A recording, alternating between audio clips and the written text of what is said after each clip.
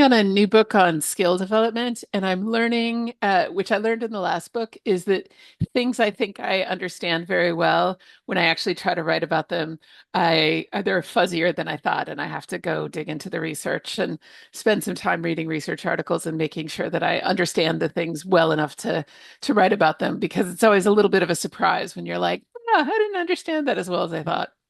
Okay. Okay. And what would be like one book that you would recommend that has nothing to do with your work?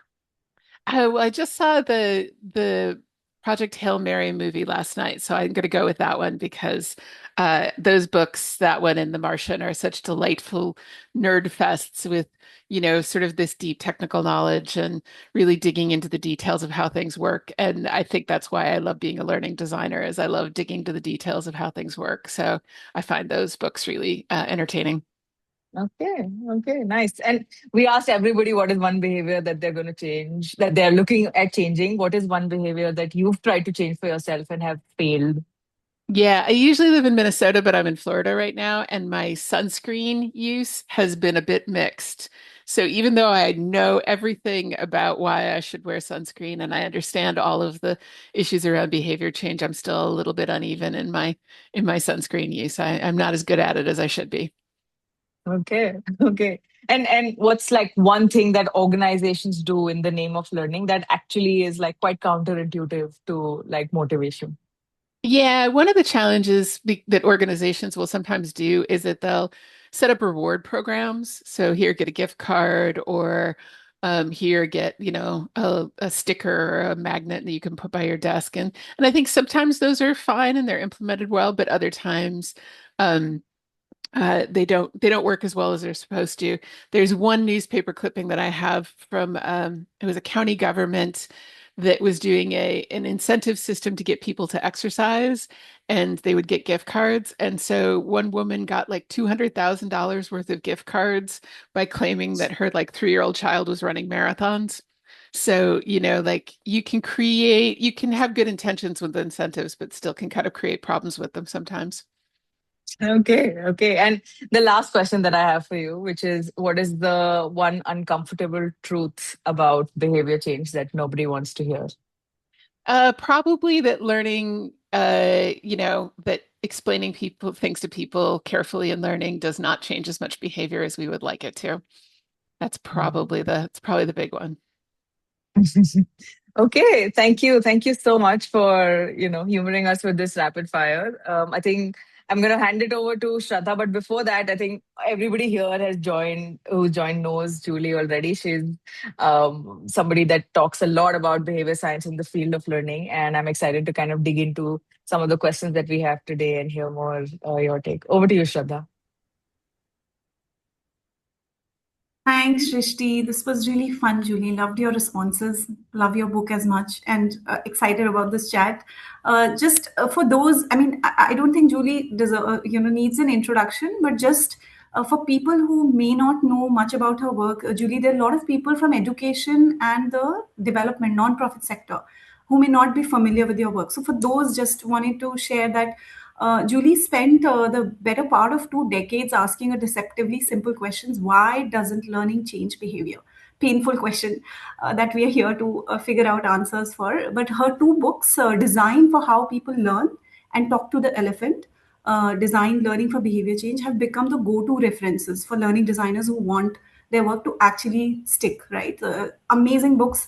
If you haven't read them, do give it a read for sure. She's a learning strategy consultant who brings behavioral science into the way learning gets built.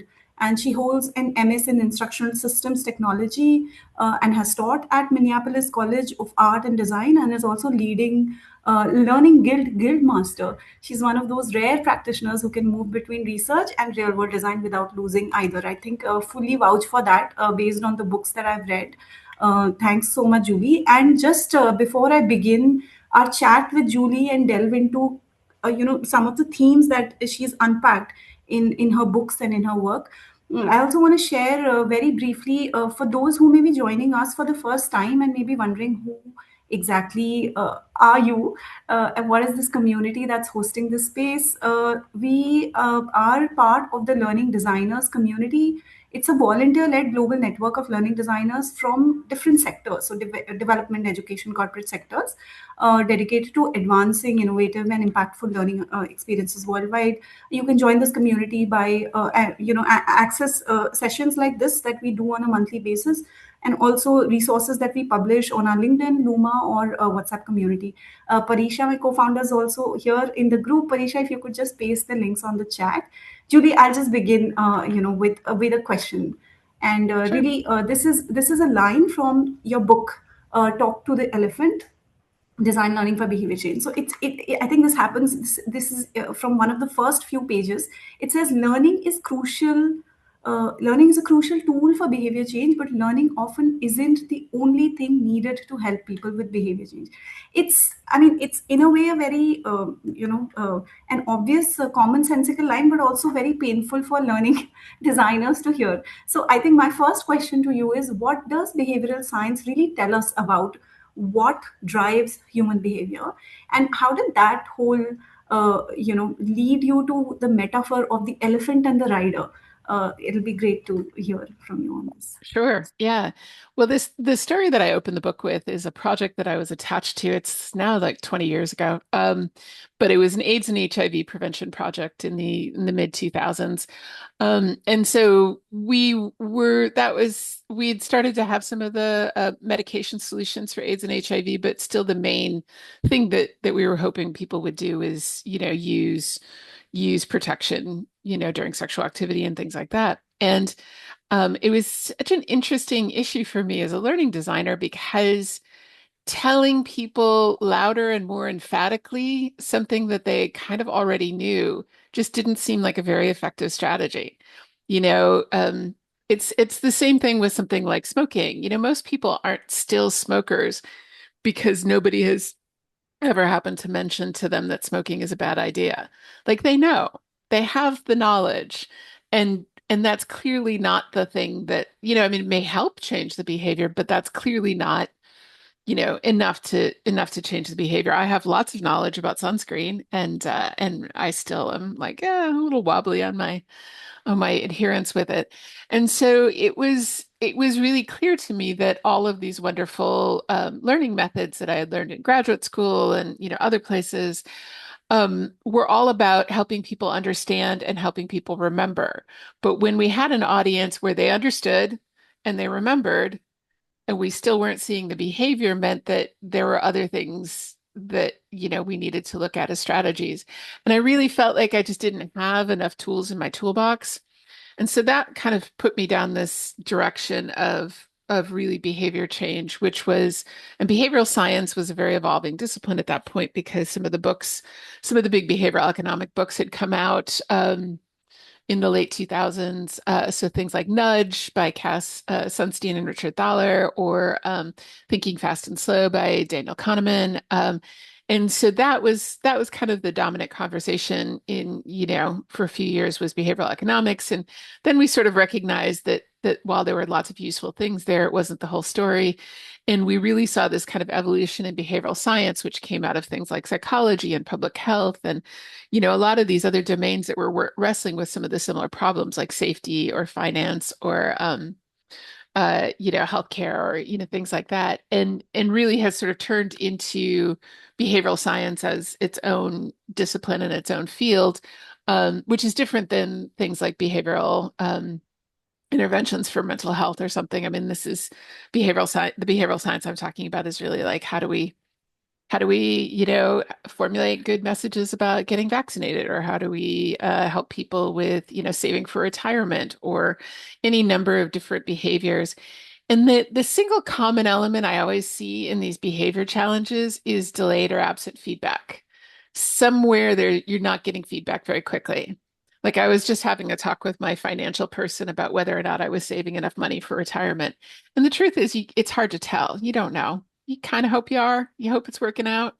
But, like, should I increase the amount of money I'm saving? Probably.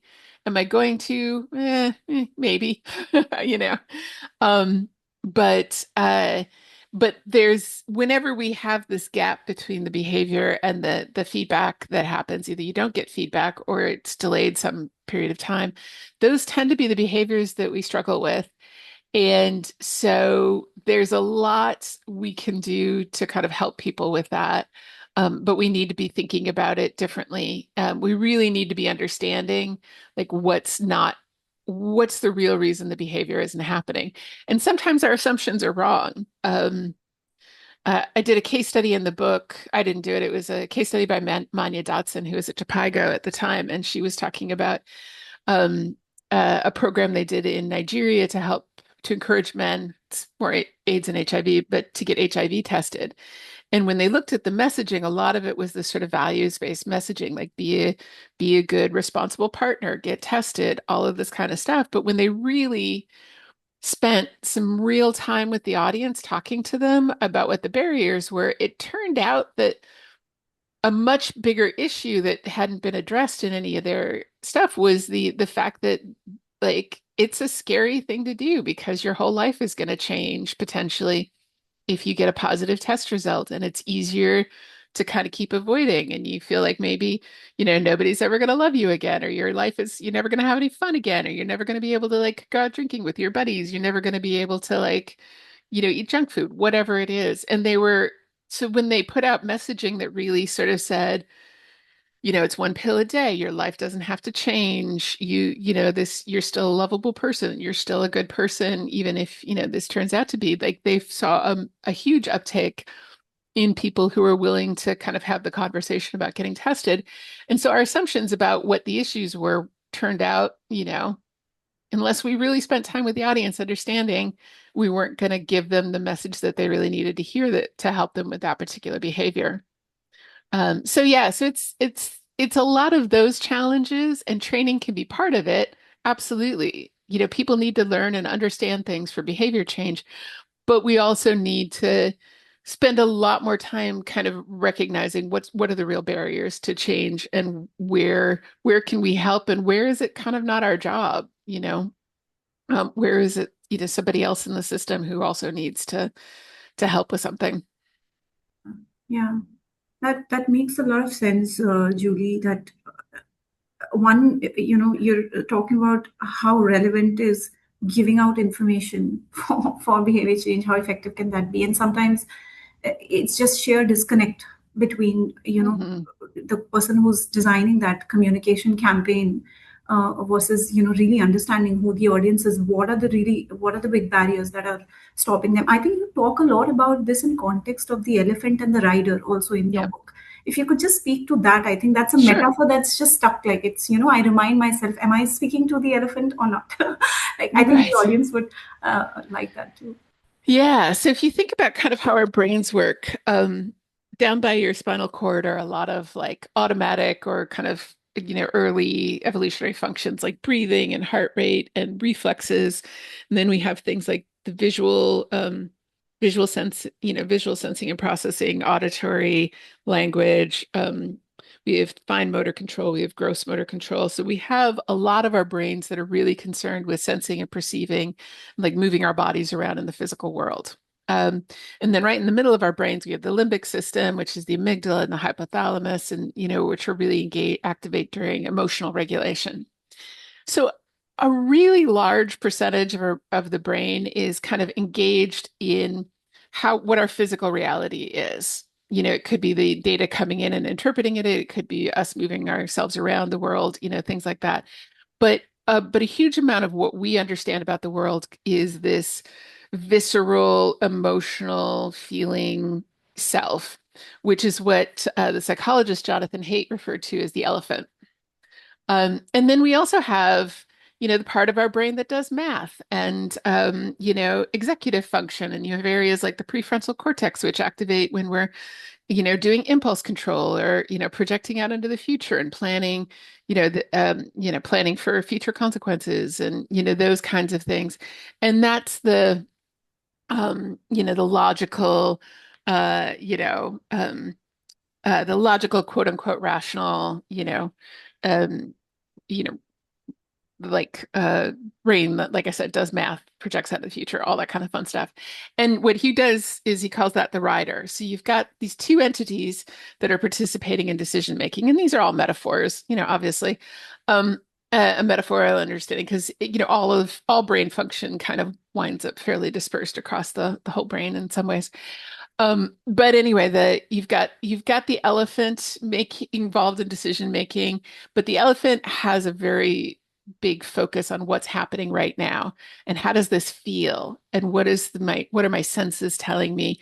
And the rider's like, well, logically, so if we think about something like hand washing, which everybody, was very familiar with a few years back, and may still be. But if I look at my hand right now, it looks pretty good. It looks, clean enough. We know intellectually it's not clean enough for medical purposes. If I was a healthcare provider, my hands would not be clean because I've been drinking coffee and, picking up my phone and, all this kind of stuff. But that's intellectual knowledge, right? Because the rider is the one that understands germ theory. The elephant is like, I don't know, they look okay. It's probably fine, you know? So we have these two different systems that are getting two different pieces of input and have a different focus. One is a little bit more focused on future benefit. One is very focused on what's nice right now, right? Um, and so these two entities play into our decision making.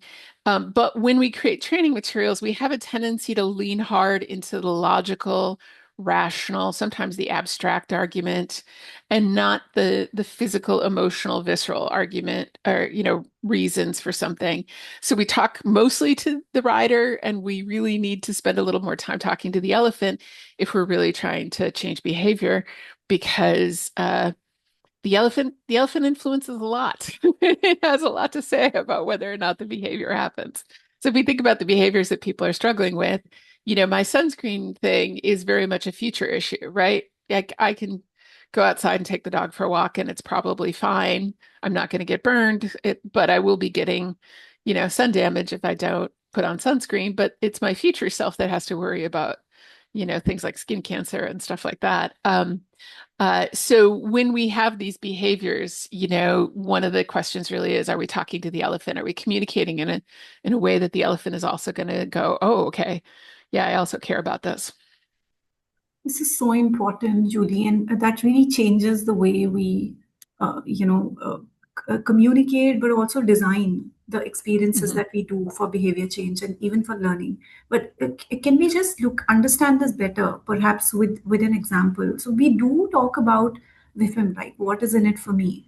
And Yep, so even when we design a course or training, we talk about how this will benefit you, and that's still speaking to the rider. But what would it mean to actually speak to the elephant in this case? So what does it mean to design for the elephant and speak to the elephant? Could you give some right. examples? Yeah. Yeah, so one of the examples, and we'll do it as a quick experiment with the people in chat.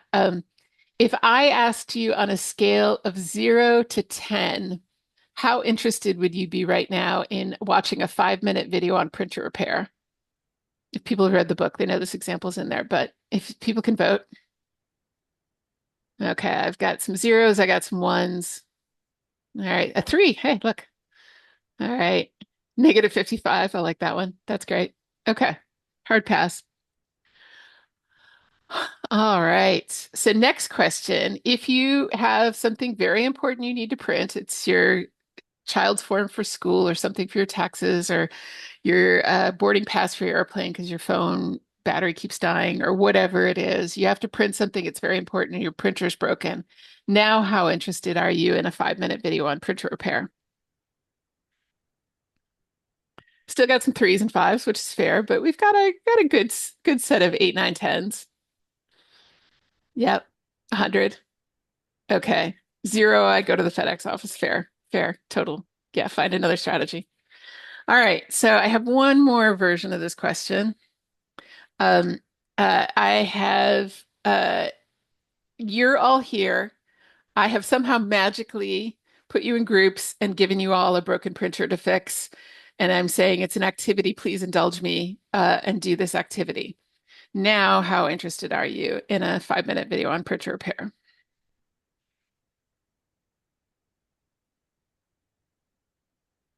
Yeah, okay. So there's some twos and threes, but we've got a solid six, seven, eight, nine.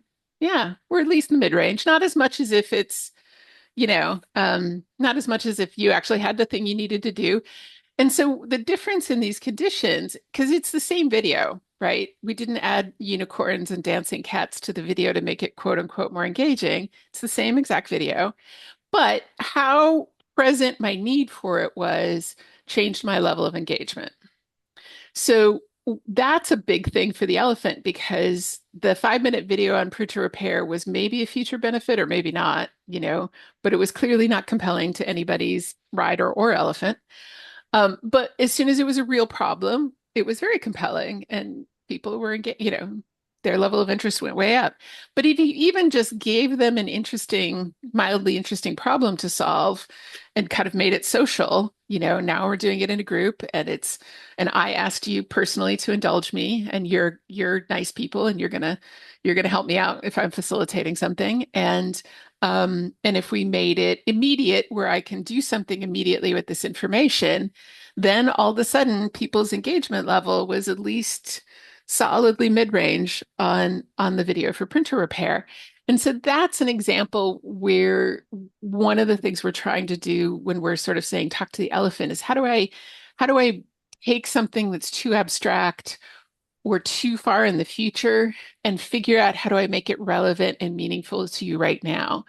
And if I can do that, then you're bringing your own engagement because now you're not fighting your elephant.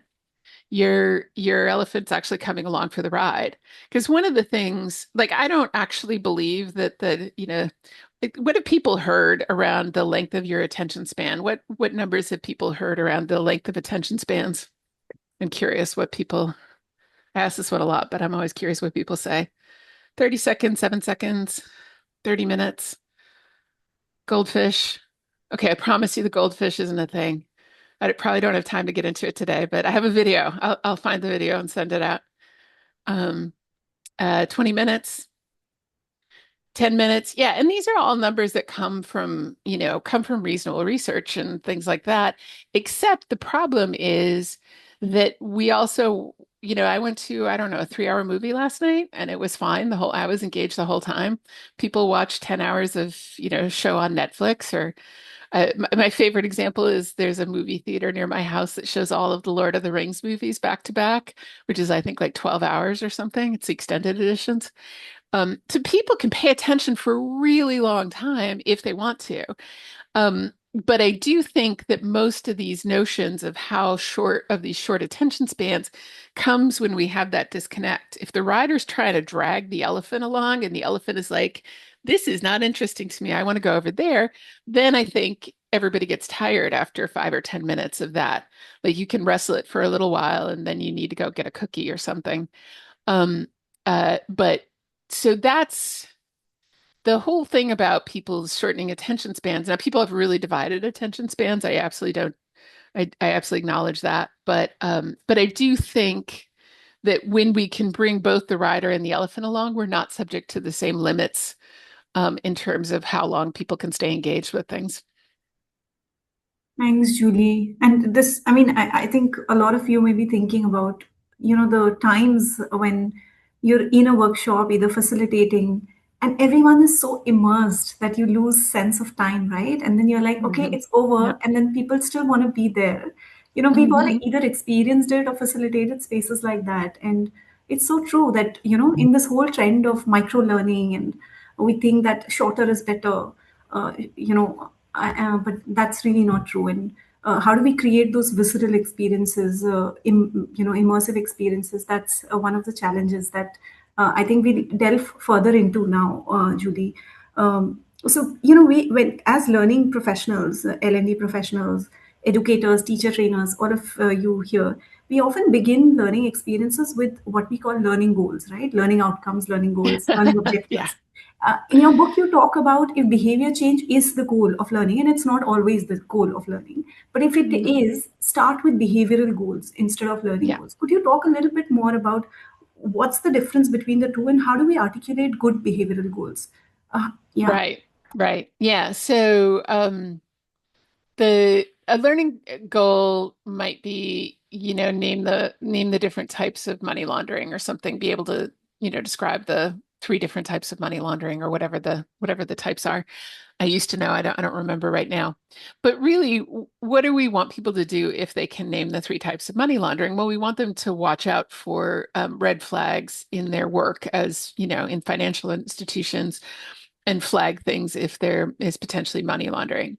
So I'm not super interested in the name the three types. I feel like that will come through through this if we focus on the goal of we want people to be able to recognize and report if the behavior is recognizing and reporting red flags of potential money laundering in financial institutions, you're gonna we're not gonna forget to tell them the types of money laundering, but that's not, I don't care. Ultimately, I don't care if they can rattle off the three types of money laundering. I care if they can recognize and know how to report when they see a red flag around money laundering. And so I'm a big fan of going straight to the behavioral goals, kind of always. Kathy Moore's action mapping method is a really nice tool for that too. That's a really lovely way to, really focus in on the goal, then the behaviors, and then the practice activities that support those behaviors. And then only at the far outer reach would you be worried about telling somebody about the three types of money laundering and things like that. Yeah, I've always been a fan of her stuff on that, and I think it's a good framework to get at the same thing. We also do this thing where we tell people the learning objectives at the front of the course, and we usually put the learning objectives that we wrote as instructional designers in there. And I did this to a group last week where I'm like, I hereby officially give you permission never to put that at the beginning of a course ever again. One of the problems with that is we have this very kind of arch specific language that we use for writing learning objectives because yes, what Ariel's saying is frame it from their perspective. We have this very formal language that helps us be specific in our learning objectives, but that formal language is not the right way to talk to end users about it. So I don't think there's anything wrong with telling users what they're going to learn or what we're going to focus on. I think that's fine. But giving people a bullet list of the official learning objectives is not the good way to do that. There's a very good video on YouTube from Will Tallheimer um, on the science behind learning objectives. And I think that is a really, I'll put his name in the chat and you can find it, except did I just misspell it? I think I did. Oops. Let me try again. Uh, there we go. I think that's better. Um, the anyway, the so again, speaking to the end users in ways that is going to resonate with their elephant. Learning objectives, the formally written learning objectives that we often have are very much a rider function. They are not for the elephant. And so how do we communicate that in a way that it's going to feel compelling to the elephant? Yeah. Yeah, I think part of it is definitely the how do we communicate better. But to me, the other part, Julie, is also to have clarity on what's the behavior we're trying to change Yeah. instead of what's the information we want learners to be able to retain. It changes the Mhm. way we design the practice and it changes the way we what we focus on, what we spend time on within the learning experience itself. So that was a big takeaway for me from your book. Mhm. Let's move to the next step. So fine, we begin to articulate behavioral goals instead of just learning goals. What's the Mhm. next step? I think the next step would be to diagnose where the barriers are vis-a-vis behavior. So why aren't people Yeah. already? Yeah. You talk about the COMB model for diagnosis. Could Mhm. you share a little bit about how do we begin to diagnose then the behavioral Yeah. barriers and address them? Yeah, and I have a variety of kind of tools and frameworks in the book for kind of thinking through a lot of I have some stuff on kind of common problems and I have a thing on kind of where in the process we think the learners are with it because which is going to have an influence on things. But COMBI is it's certainly not the only behavioral design model. It happens to be the one that I lean towards. It's very comprehensive. It's from Susan Mickey and her team out of University College London Center for Behavior Change. And I think it's I think it's the core model for a lot of behavioral science. And basically at the top level, it asks really simple question. Are the participants or I say learners, but you know what I mean. The people whose behavior we're hoping to help them with, are they capable of doing the behavior? Do they have the opportunity to do the behavior? And are they motivated to do the behavior? So the COM-B is capability, opportunity, motivation. COM equals behavior. When we dig down one more level, like one level down, there's two sort of items within each of those. Within capability, there's sort of physical capability. Um, so, for example, if the behavior is nurses turning patients to prevent them from getting pressure ulcers, when they're in beds, they need to physically be able to literally move the patient and stuff. And there's ways to do that. Uh, but they still need the physical ability to do it. And then there's the psychological capability. And psychological capability is where we spend most of our time as trainers. It's the knowledge, it's potentially developing the skills, which is sort of anything you need practice to get good at. It's also one of the things that shows up in psychological capability is kind of what's referred to as psychological stamina. So can I stay on top of my sunscreen stuff throughout the day? Let's say I'm in and out all day, right? And I put it on in the morning. Great. I've got lots of motivation to put it on in the morning. But one of the things I need to do is I need to keep track of kind of how long the sunscreen's supposed to last and when I'm going to reapply and all of these kinds of things. And at a certain point, I just get a little bit tired of the process and I'm not very good at it. In the same way that one of our financial people looking out for signs of money laundering may, may kind of towards the end of the day get a little bit less careful than they might have been. So we look at that psychological stamina piece there as well. Under opportunity, there's two areas. There's social opportunity. So how well does the social environment support the behavior? Do I have social support for the behavior? If I'm trying to eat differently, are my family members going to be helpful for that? Or are they going to you know, is somebody going to constantly show up with donuts or, whatever, if I'm trying to, eat, less refined sugar or something like that. Um, and then the other kind of opportunity is the physical opportunity, which we know has an enormous impact on people's behavior. Sometimes when we talk about the elephant, the rider, they also talk about the path, which is the environment that the elephant and the rider are in. And we know that that has an enormous effect on things. When we look at the hand washing question for healthcare providers, one of the biggest jumps in hand washing compliance happened when alcohol-based hand rubs became much more available and much more prevalent in organizations, and so people were able to do it faster because you don't have to do 20 seconds for those. You just have to rub until your hands are coated and then they dry, which is a faster process. And so that's a change in the environment that increased the behavior of hand sanitizing, but wasn't necessarily about capability or motivation or anything like that. It's just I just made the behavior easier by changing something in the environment. And so now it's more likely to happen.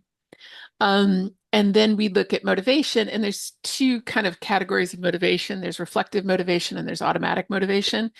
And so reflective motivation is motivation that I can reflect on or think about. It's also related to things like identity, my goals, what are my stated goals that I'm trying to work on? Those kinds of things would all be in reflective motivation.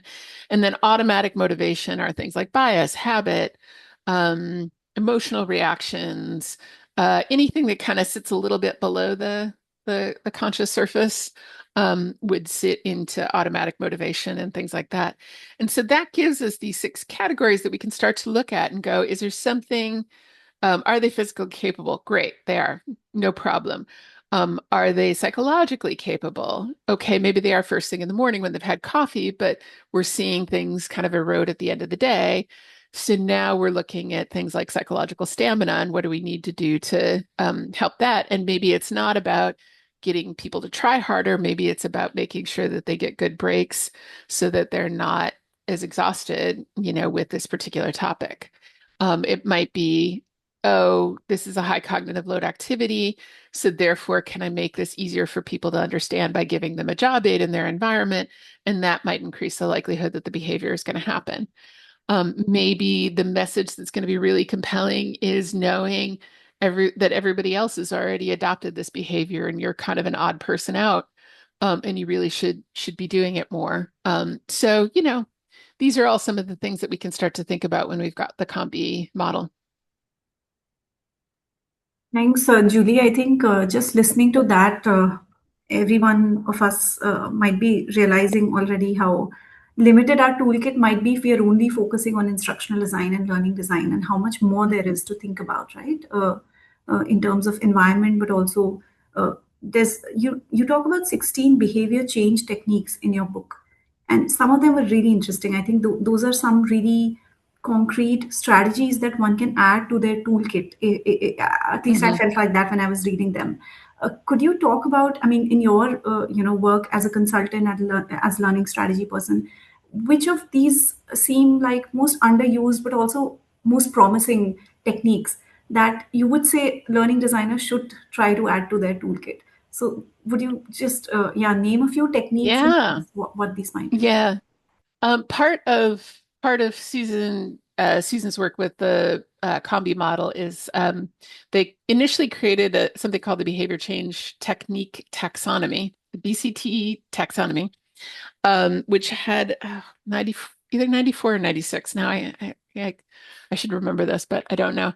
And I didn't write about all of them in the book because some of them are out of our control, right? Like, some of the incentive stuff is or creating laws or, things like that are all part of the BCTs, but some of them are really just not things that we have any access to.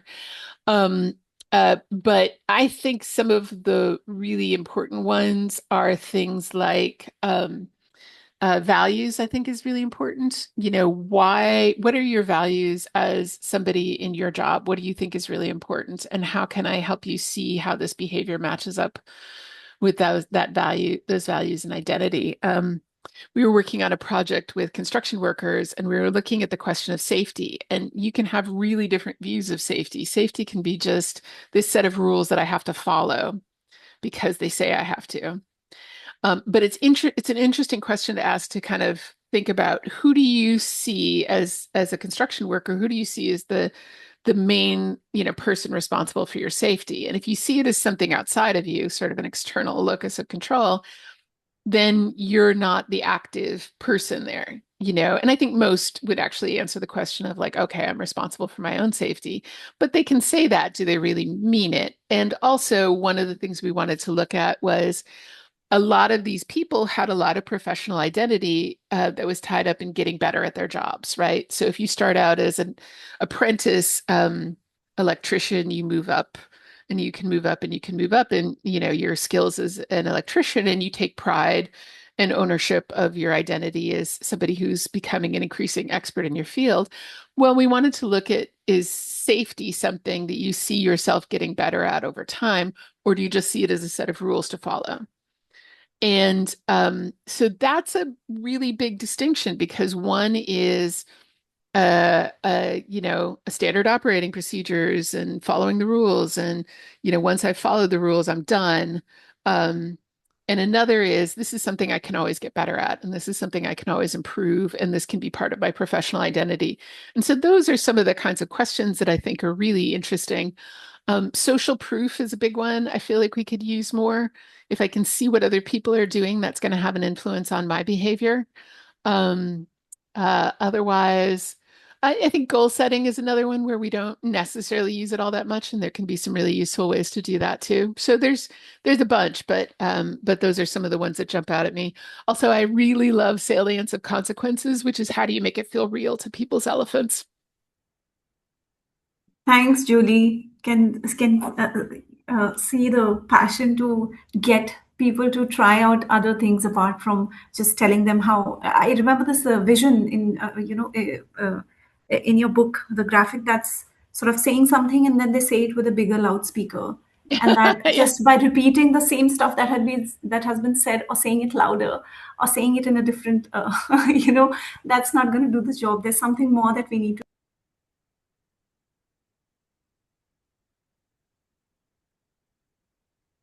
Shraddha, you're on mute. Yeah, you got muted. Oh, okay. Sorry. I don't know if you heard me when I was talking about the loudspeaker visual of the You book. were Okay. saying that the Okay. loudspeaker, which is sort of telling people louder and more emphatically to do the thing, Yeah. and why Yeah. that's Yeah. not the best strategy. So, Definitely. So just adding more stuff to our toolkit, I think that's so important, Julie, and that's something that I'm driving again from this chat that we're having. When I invite everyone else, if you have questions for Julie, anything that, also if you want to share your thoughts on something that's resonating with you as you hear her talk, but also anything, a challenge that you're facing in your work that you want to request Julie to chime in on, please feel free to write on chat. I want to share a very interesting thing, Julie, in your book. And Claude actually made this really nice visual of oh, this okay. thing that. We talk about motivation as two extremes, right? We talk about intrinsic motivation, extrinsic. That's the dichotomy that most of us have heard a lot of time. And in your book, you talk about the whole spectrum of motivation. So Desi and Ryan's motivation continuum, Hmm. that talks about how there are these stages in between. And uh, you know you also mentioned what is it that we can do in the design to move rightwards, so from a Hmm. motivation to intrinsic motivation. What is it that we can do? Maybe just as people type your question on chat, Judy, if you can tell us about what's the problem with understanding motivation as intrinsic versus extrinsic, and any design suggestions that you may have on how do we move from one end to the other. Yeah. So the self-determination theory, which by the way, Matt Richter from the Learning Development Accelerator has a book coming out any minute now that's a really deep dive into self-determination theory in the context of learning and development and things like that. So if people are interested, I don't think it's out yet, but I think it's coming out soon. Um, the question of intrinsic versus extrinsic, Deci and Ryan with self-determination theory kind of said there's more things there, right? There's things that are totally external to you, so like rewards or punishments. And one of the questions is kind of how much does the behavior persist if we take away a reward or a punishment, right? So we can force people to do things, or we can sort of bribe them into doing things. But what we find is we either need, if it's a I mean, reward, um, sometimes we need to keep upping the reward to kind of keep the behavior happening. And it's not that external rewards have no place. Most people would stop going to work if they stopped getting paid. But uh, so you still want a paycheck. But if that's the only motivator that we're using is a punishment if they fail or to do it, or a reward if they do it, as soon as those things stop, as soon as the punishment goes away, or as soon as people can figure out a way around the punishment, basically people will find the easiest way to do the thing, if especially if it's really not their thing, if it's only, something that's external. Um, yes, I will add I'll type the name in when we get a chance. But the uh the um so when we talk about moving things to the right, we want to say, how can we start to tie this to something that this particular person and this particular person's elephant cares more about, right? And so the next step over is things where we're using shame or flattery or something like that. So you know, it's still not great, but it's still okay. Like, all of these things have a place, like all of these there's no form of motivation that's completely off the table. Um, but shaming people into doing things only really works if you have a trusting relationship. The internet is full of people trying to shame other people, and it mostly doesn't work because there isn't a trusting relationship there. You can flatter people, and that works to a certain extent. I'm subject to flattery. That will motivate me to a certain extent. But again, if that's the only thing that you're leaning on, once those things sort of go away, so does the behavior. So we want to look for things that are going to keep the behavior going because of other reasons, right? And all the way at the other end of the spectrum is intrinsic motivation, where people enjoy doing the behavior. And so they'll do it because they like doing it, you know? Um, and so that's not usually a motivation problem. Like people will do it as long as, people who like to exercise will figure out ways to exercise. And what I think is ironic is we have an industry of people who like exercise enough that they made it their jobs, and they're almost entirely serving a population of people who dislike exercise enough that they're paying somebody to help them with it. And so they have very different reasons why they're exercising. And I think there's some disconnect there that happens sometimes. Um, we know that exercise will be, if it's about motivation to exercise, we know if it's an exercise you like, you're more likely to do it. It's not magic, it makes complete sense. But that's what we should be helping with people with much, much more is finding an exercise that they actually like enough that, what you really want is you want it to be like, I had a stressful day, so now I get to exercise, and that's my like mental break and a treat I get to look forward to, not a thing that I have to do.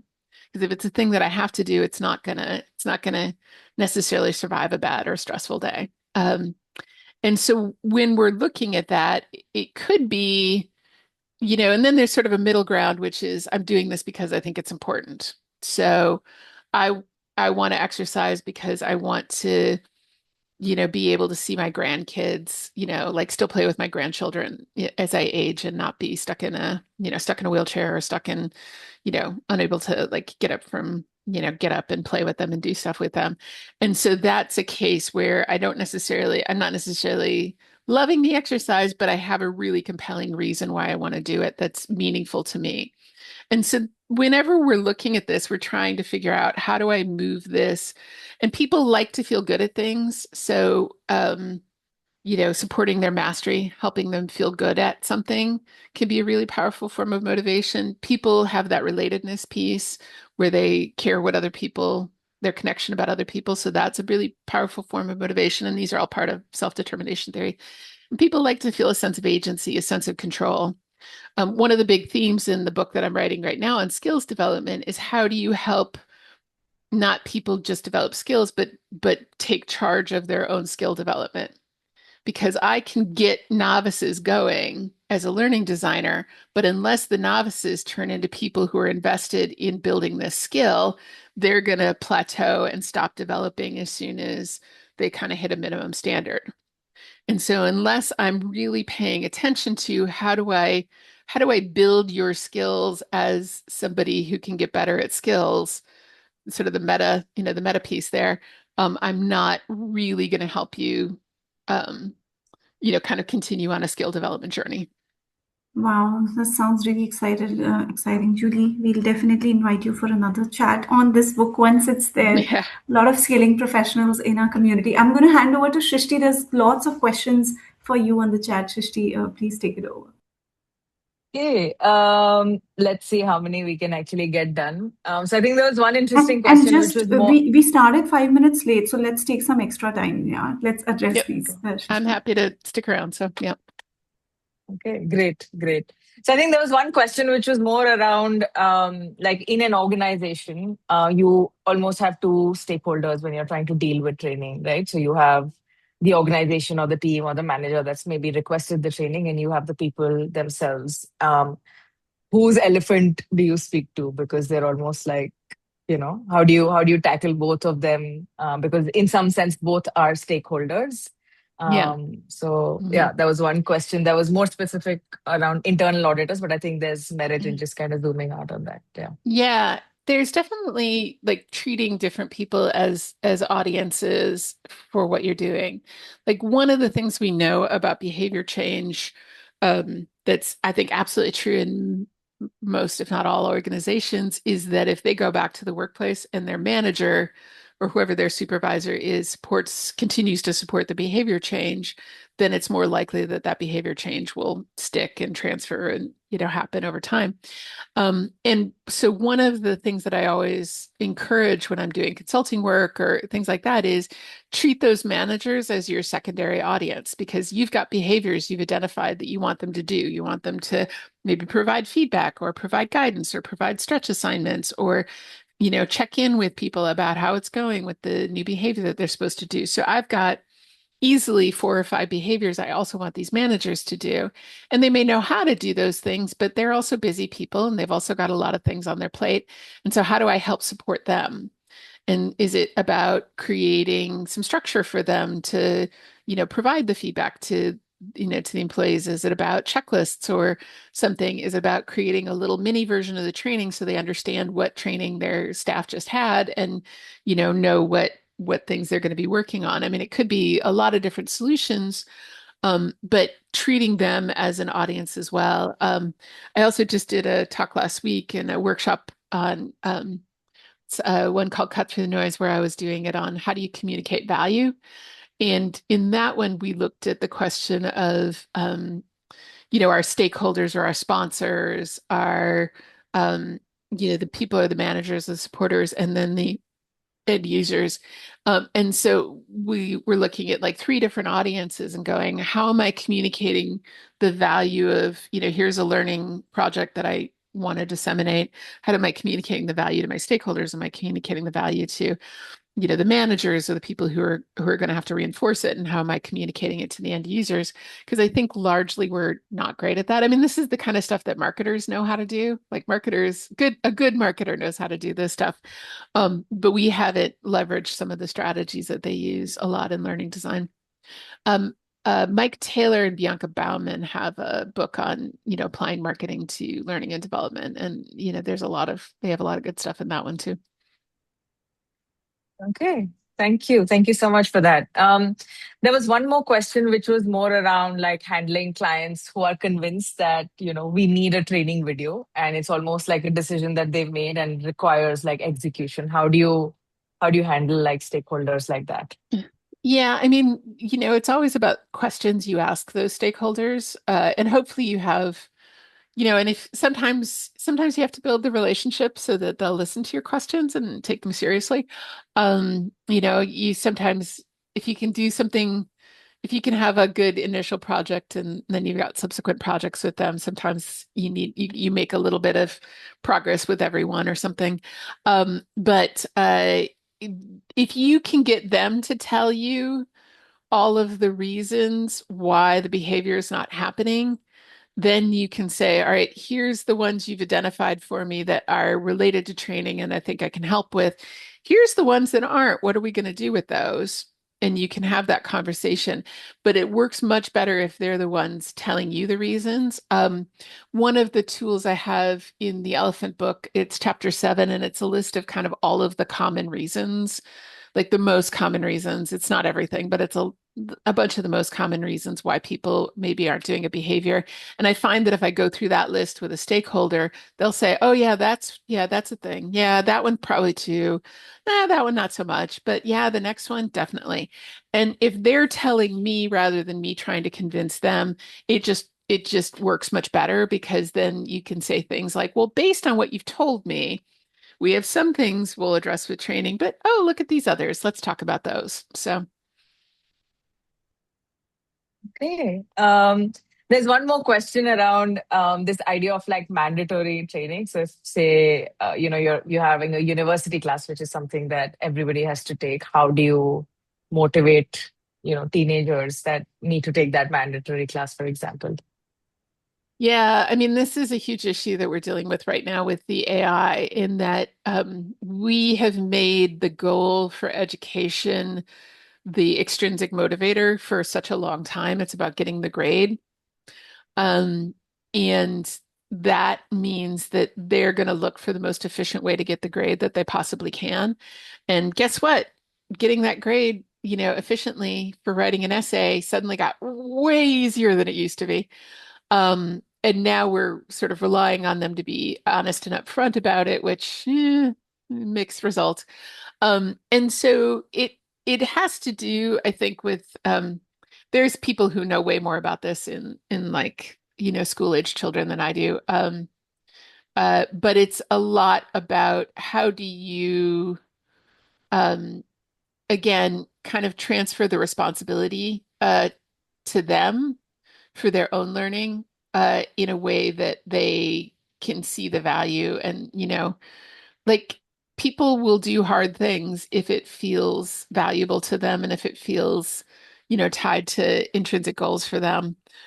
This is a really hard problem with university students and things like that because, you know, we did this thing where we sort of piled enough work on them that they have to take some shortcuts to get everything done. And or and so now guess what? They got a bunch of shortcuts. And so yeah, the tying it to people's real goals for learning things that are not just getting a grade or not just getting a degree. But like I said, there's people who know way more about this than I do in specifically those education contexts. Okay. And maybe one last question, which is this idea of like being able to identify and articulate like behavior change goals upfront also requires a little bit of, like you mentioned in the examples earlier, like conversation with people trying to understand what are their motivations and like their context a lot better. Is it possible to be able to do that without having access or opportunity to some of like your end learner in some way? How do you, or like how do you arrive at some of those behavior goals?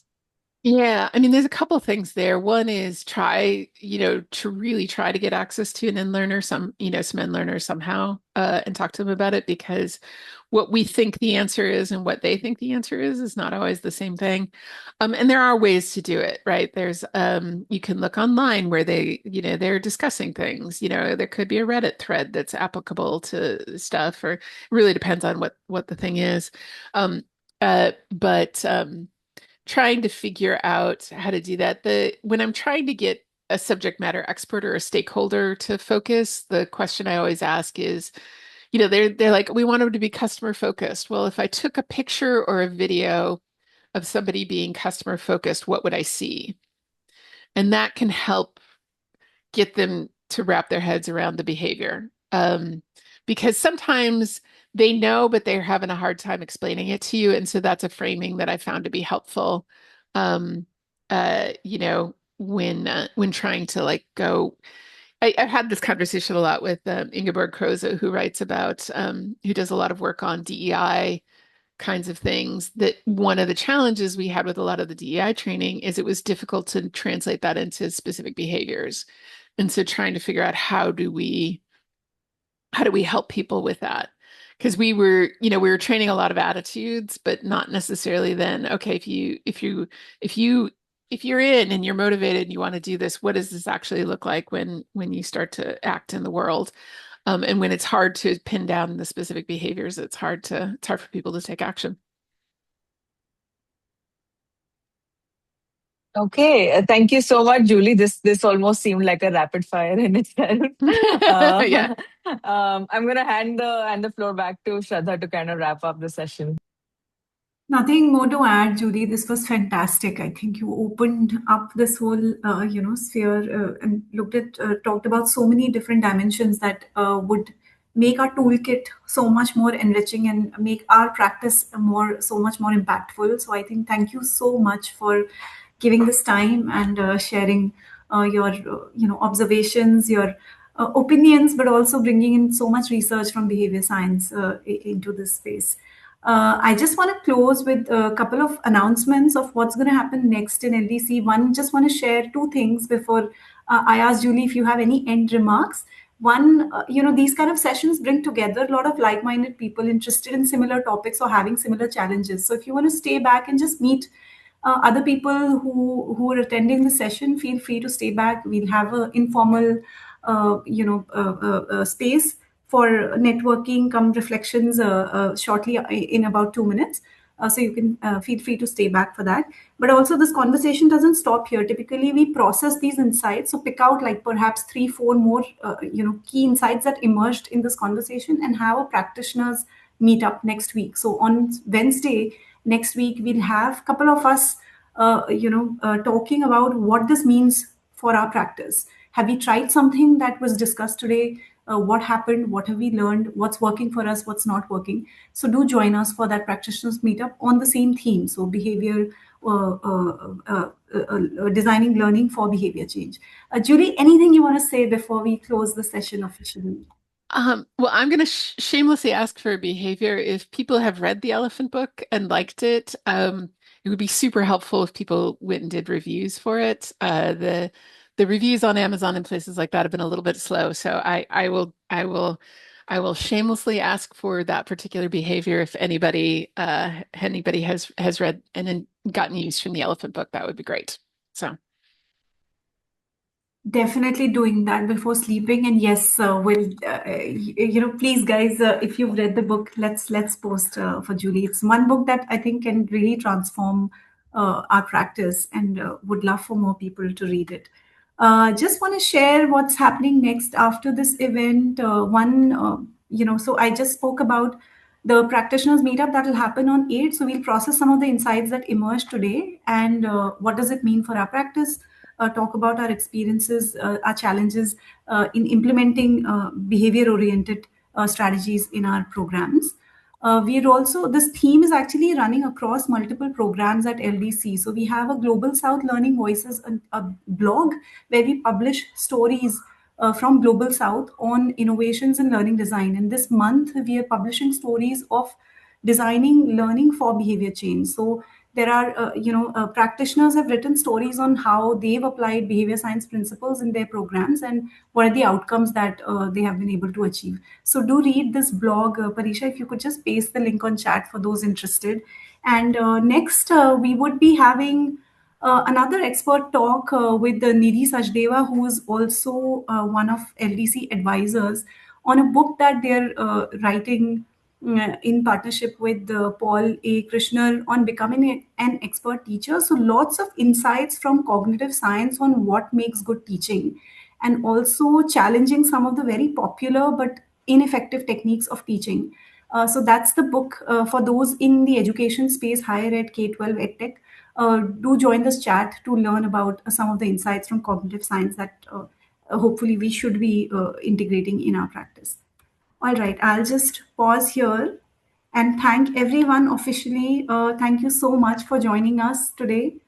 And yeah, if you want to stay back for the networking bit for informal round, please stay back. Otherwise, we'll close the session officially.